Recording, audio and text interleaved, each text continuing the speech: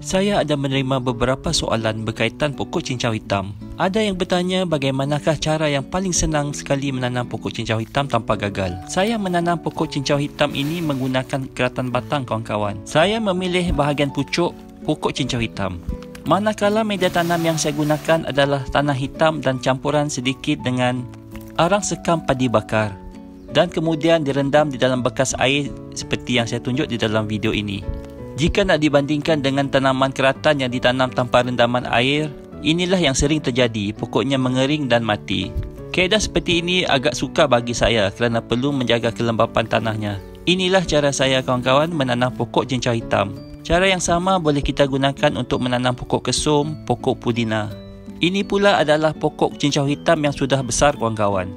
Asalnya seperti tadi, anak pokok saya pindahkan ke bekas tanam yang lebih besar seperti ini.